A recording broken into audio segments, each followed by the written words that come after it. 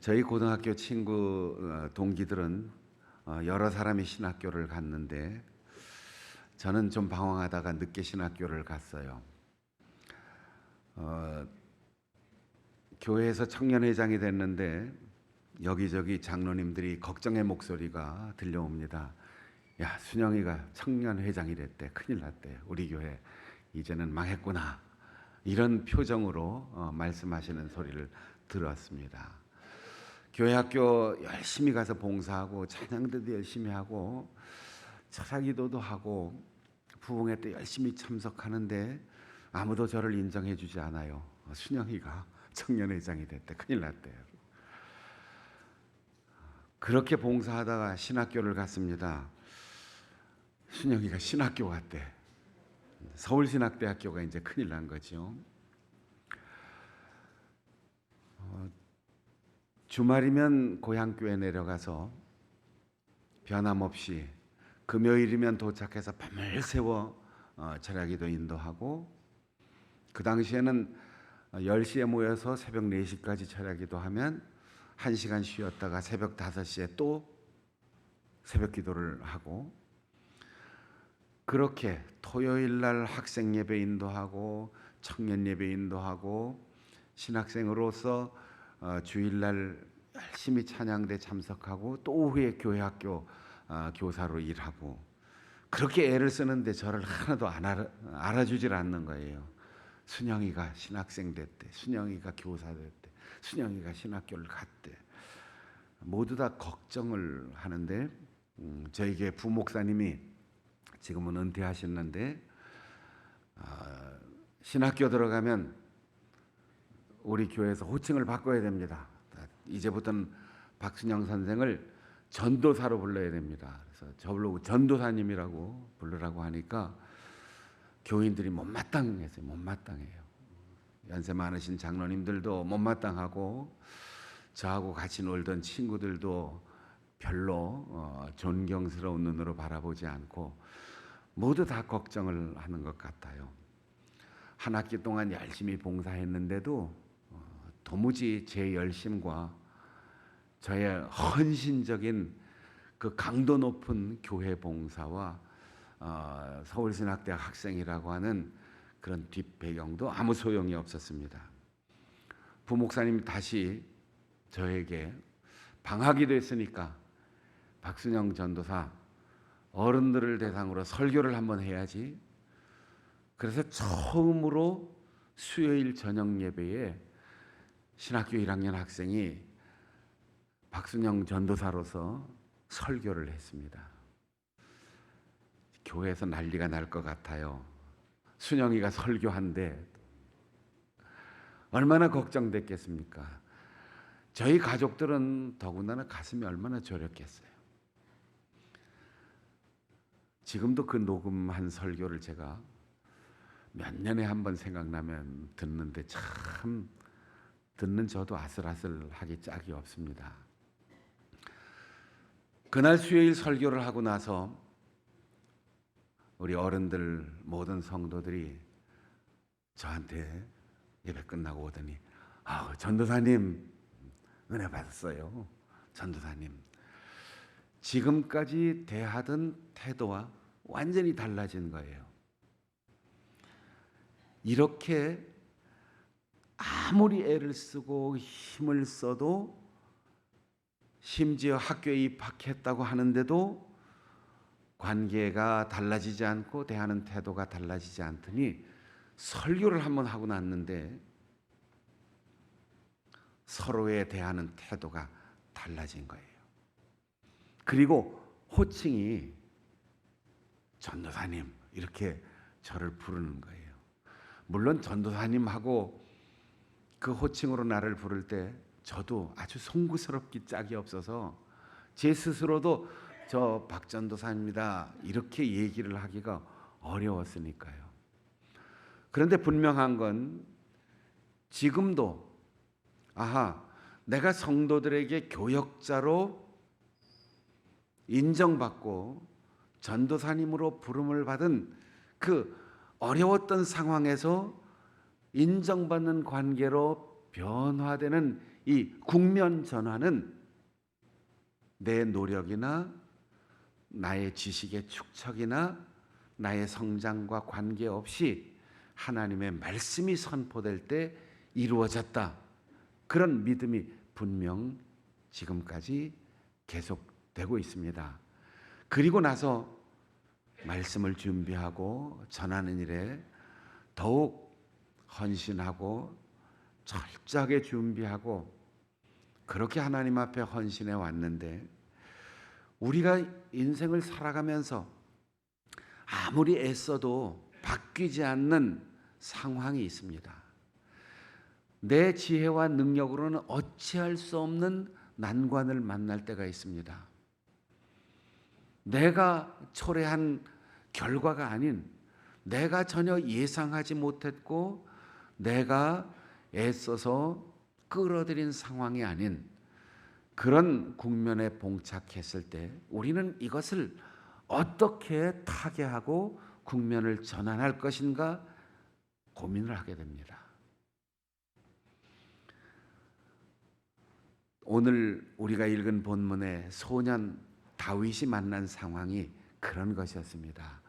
오늘날 우리가 당하는 전혀 상상도 할 수 없었던 코로나 전염병의 시대, 우리와 상관이 없는 전혀 먼 곳에서 일어나는 전쟁, 우리가 전혀 계산하지 못했던 지금까지 편리하게 살아오느라고 무심하게 버렸던 쓰레기, 화공약품, 여러 가지 석유화학 물질, 이런 것이 우리를 공격하는 환경 오염의 결과, 그리고 내 자식, 내 집, 나만이 잘 살고자 하는 이기적인 목적을 가지고 살다 보니까 GNP는 높아졌고 지식 수준은 다 높아졌는데 그보다 담장이 더 높아지고 그보다 문이 더 굳게 닫히고 밤거리에 사람을 만나는 것이 가장 무서운 세상을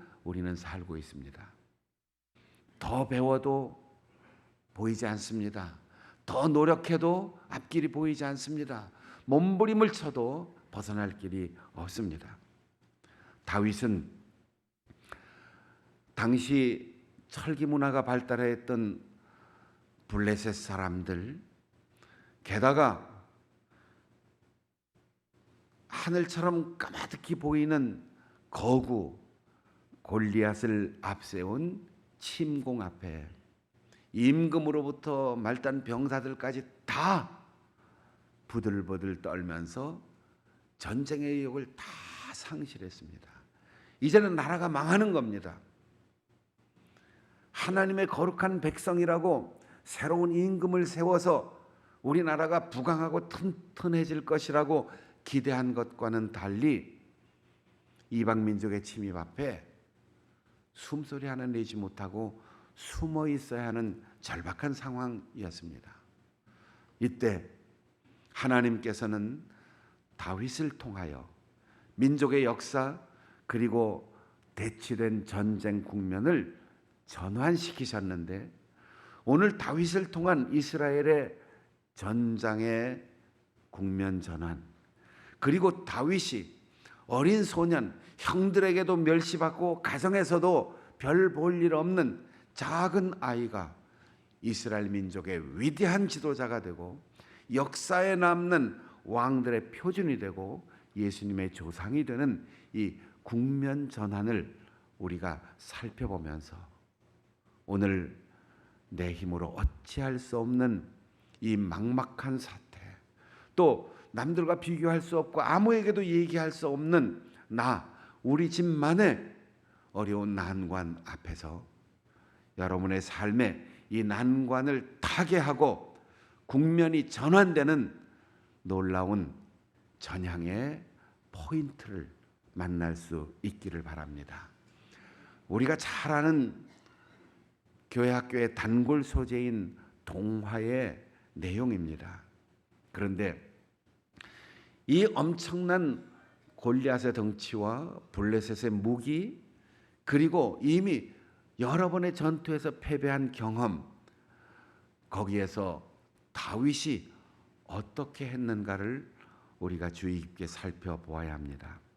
골리앗이 방패든 자를 앞에 세우고 전투의 의욕을 북돋우는 사람들을 세우고 그리고는 자신의 큰 등치를 내보였습니다. 그리고 둘러보았습니다. 무엇을 보았겠습니까? 내 뒤에 진치고 있는 어마어마한 군대, 그리고 비교가 안 되는 이스라엘의 형편없는 무기 체제, 이미 공포로 질려 있는 이스라엘 군인들의 그 표정, 게다가 자기 앞에 다가오는 이 조그만 꼬맹이, 갑옷도 입지 않고 무기도 없이 무슨 동네 아이들 놀이터에 온 것처럼 다가오는 그 다윗을 보고, 둘러보고 다윗을 보고, 그 다윗이 어떤지 그 다윗의 용모를 살핍니다. 젊고 붉고 아름다웠다. 우리말로 직역을 하니까 이렇게 됐는데, 우리말로 의미를 그대로 번역하자면 비린내 나는 어린애였다. 유치하게 이런 아이를 내보내느냐. 미소년 다윗을 보고 블레셋의 장군 골리앗은 웃음이 나왔어요. 야, 이게 무슨 놀이터인 줄 아느냐. 가서 젖이나 더 먹고 와. 이렇게 얘기했을 거예요. 골리앗은 자기의 눈으로, 자기의 큰 키로 유리한 위치에서 돌아보면서, 둘러보면서, 바라보면서 싸울 것도 없다. 힘들일 것도 없다. 너 내게로 와라. 너를 내가 새의 밥으로, 들짐승의 밥으로 줄 것이다. 이때 다윗이 아무것도 블레셋 군대와 이스라엘 군대가 비교할 것이 없고, 골리앗과 다윗 자신이 비교할 만한 위치에 있지 않지만, 그는 골리앗처럼 둘러보지 않았어요. 우리 군대, 저쪽 군대, 그 큰 키, 나 조그만 꼬마, 이걸 보지 않았어요. 다윗이 말합니다. 너는 칼과 단창과 창과 완전 무장한 이 갑옷으로 나에게 다가오지만 난 그거 무시한다. 내 뒤에 있는 군대, 그 진법, 전쟁 준비한 상황, 이 모든 것 다 난 보지 않는다. 염두에 없다. 나는 오직 여호와의 이름으로 전쟁의 주관자이신 그분이 가라 하셨기에 여기에 나왔다. 여러분, 아주 간단하게 은행에 가서 대출 받는 방법, 은행에 가서 필요한데 내가 원하는 만큼 돈을 얻는 방법 뭐예요? 땀 흘리는 것도 아닙니다. 금고에 암호를 푸는 것도 아닙니다. 대단한 사람의 이름 아닙니다. 은행과 약속되어 있는 내 이름 도장만 찍으면 돼요. 담당 직원이 그 직무가 뭔지, 이름이 뭔지, 그 집 가문의 배경이 뭔지 알 필요도 없어요. 은행 창구 직원이 사인하든지 도장 찍으면 탁 내가 원하는 돈이 나오는 거예요. 이름에 모든 것이 다 들어있어요. 이 세상을 창조하신 하나님, 그 창조의 하나님이 우리에게 인간의 몸을 입으시고 왔던 예수의 이름으로 우리가 구원받은 것처럼 다윗은 내가 여호와의 이름으로 너에게 간다. 그는 무기에 신경 쓰지 않았습니다. 진법에 신경 쓰지 않았습니다. 자기를 누가 후원할 수 있는가? 이스라엘의 진영도 돌아보지 않았습니다. 오직 여호와의 이름, 그것 하나만 들고 나갔습니다.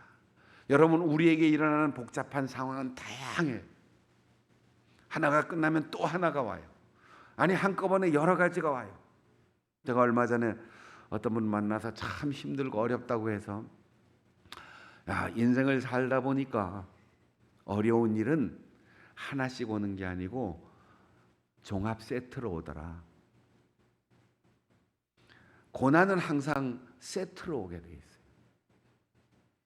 나이가 들고 취직해야 되고 사업을 경영해야 되고 사회적 경험도 있어야 되는데 아이들이 커오고 부모님이 돌아가시고 그러다가 좀 살만하니까 내 몸이 병들고 이렇게 한꺼번에 여러 가지가 종합적으로 옵니다. 그래서 항상 저는 고난은 종합 세트로 온다. 그런데 우리가 그것을 극복하면 선물도 종합으로 세트로 온다. 여러분 선물 받을 때 단품 선물보다 종합 세트를 훨씬 더 좋아하잖아요. 아이들이 여러 가지가 선택의 요소가 있으니까. 성공한 사람들의 공통점이 자기가 하는 일 중에 정말 가치 있고 소중한 일에 집중하는 습관이 있다는 거예요. 다윗은 전쟁을 하는데도 순서에 집중하지 않았습니다. 무기에 집중하지 않았습니다. 사람에게 집중하지 않았습니다. 상대방에게 집중하지 않았습니다. 여호와의 이름에 집중했습니다. 우리가 지금 겪고 있는 어려운 난관은 무엇입니까? 사람 때문에 실망하십니까? 어쩔 수 없는 환경 때문에 절망하십니까? 누구 때문이라고 핑계대고 싶습니까? 전쟁, 바이러스, 환경 오염, 인플레이션, 수많은 역경과 난관이 우리 앞에 있다 할지라도 여러분 흔들리지 마세요.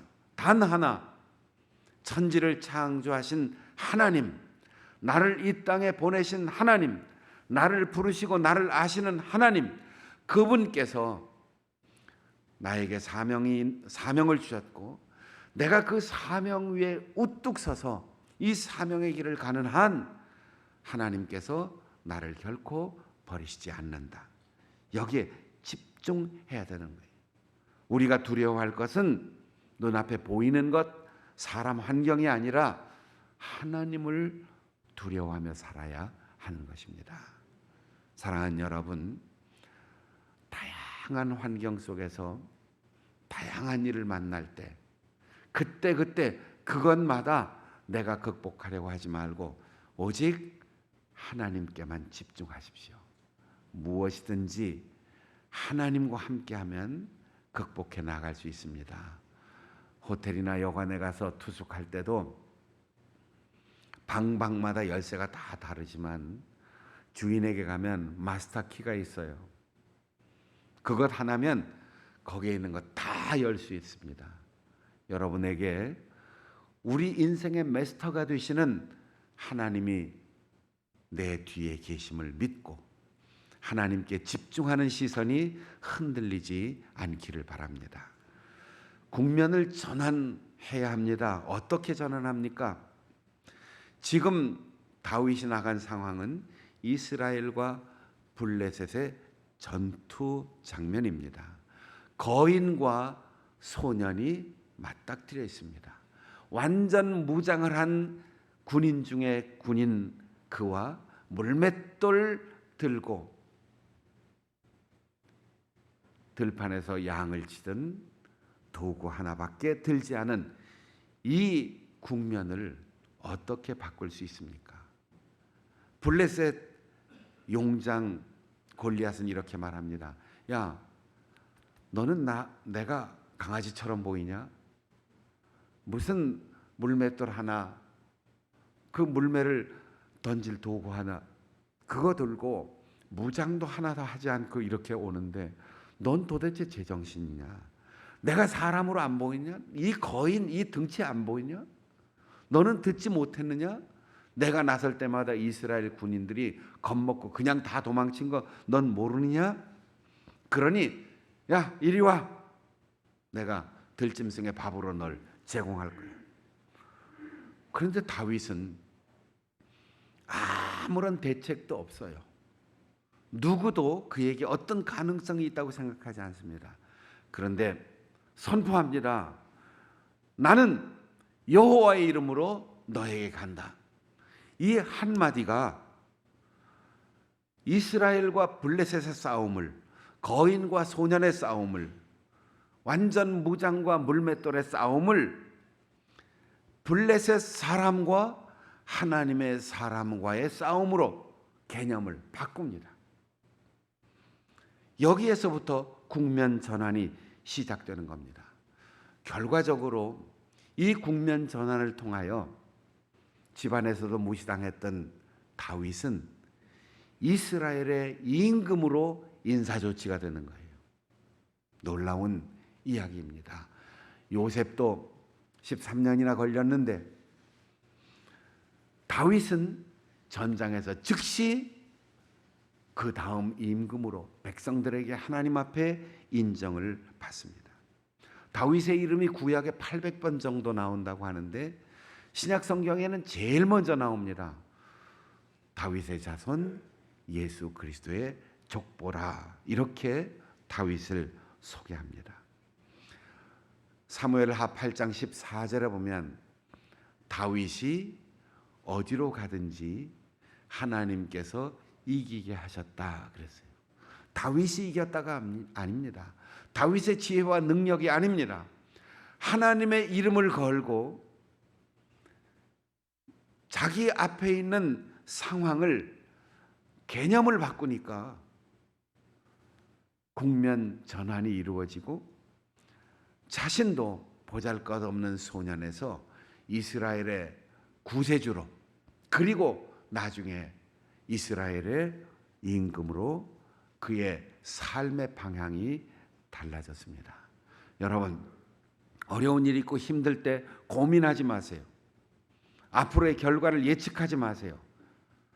우리가 순수한 마음으로 신실하게 사명의 길에 서 있다면 예수 그리스도의 이름으로, 여호와의 이름으로 하나님께서 나와 함께 하심을 믿고 내가 나간다. 그때 바다 밑에 감추어졌던 길이 열리고 요단강이 멈춰 서고 여리고 성이 무너지는 기적의 역사가 일어날 것입니다. 믿습니까? 여러분 앞에 이런 국면 전환의 기적이 일어날 수 있도록 나를 감추고 겸손하게, 그러나 용기 있게 예수 그리스도의 은혜를, 그 복된 이름을 선포하시기를 바랍니다. 그러기 위해서는 자신을 돌아보아야 해요. 다윗이 자기가 물맷돌 가지고 짐승을 잡았다, 이것만 믿고 나갔다가는 골리앗과는 통하지 않습니다. 블레셋 군대에 통하지 않습니다. 양을 돌보고 짐승들을 쫓아내는 것하고 전쟁은 개념이 달라요. 아무리 자기가 자기 스스로를 용감하다고 해도 골리앗처럼 자기를 돌아보지 않고 자만심에 사로잡혀 있으면 쓰러지게 되고, 다윗처럼 내가 아닌 하나님의 이름을 앞세우고 하나님의 은혜입니다, 하나님 도와주시옵소서, 그렇게 기도하며 희망을 가지고 이스라엘 민족을 위하여 사명의 길에 나아갈 때 하나님께서는 그에게 승리를 주셨습니다. 골리앗이 왜 넘어졌겠습니까?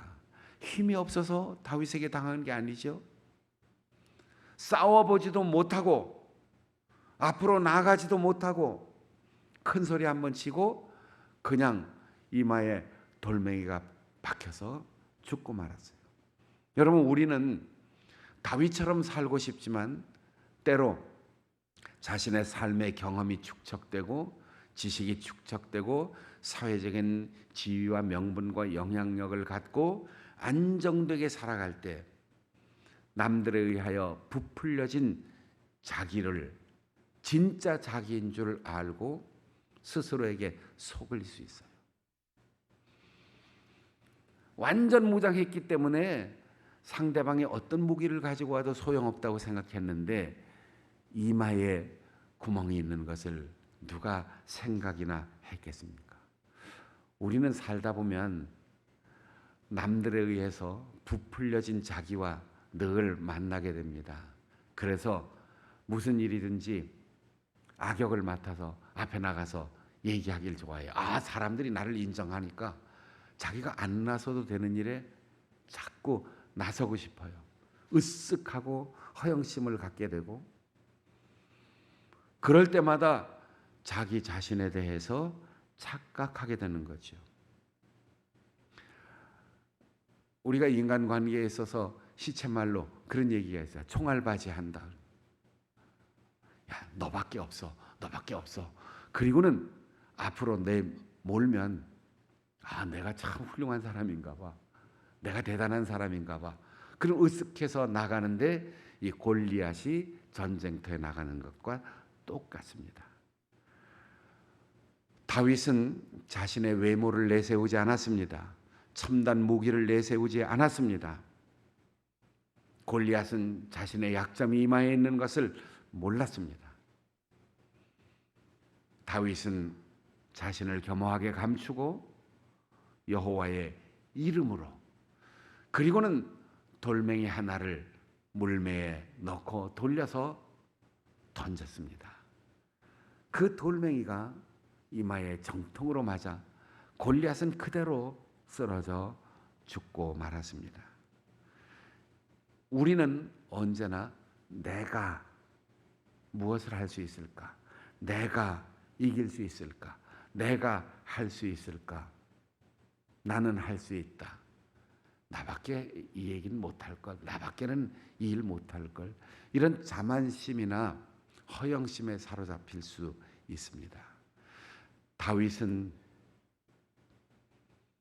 여호와의 이름으로 너에게 간다. 자신이 기준이 되지 않고 하나님이 기준이 되었어요. 우리는 나를 돌아볼 때 내가 과연 이 일을 할 수 있을까? 내가 정말 목사가 될 수 있을까? 내가 정말 교회의 좋은 신자가 될 수 있을까? 지도자가 될 수 있을까?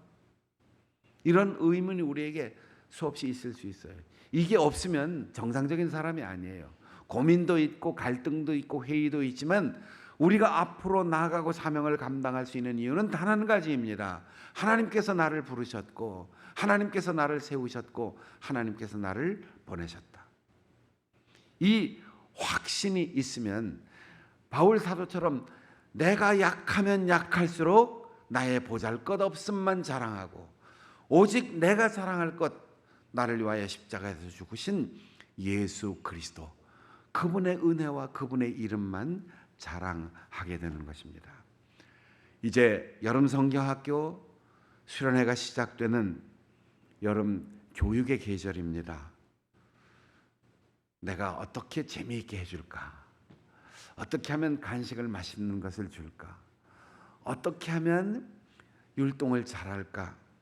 다 중요하지만 우리의 모든 교육 행사, 우리의 모든 모임, 예배, 레크레이션 활동, 학습 활동, 그 모든 것의 중심에 여호와 하나님,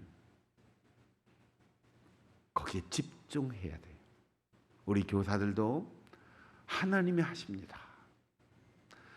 우리가 준비하고 행사를 위해서 헌신하지만 어떨 때는 사람 때문에 낙심하고 어떤 때는 섭섭해서 갈등을 느끼고 어떨 때는 한계에 부딪힐 때도 있지만 교사들이 먼저 하나님께 집중하십시오. 그리고 자신을 깊이 성찰하십시오.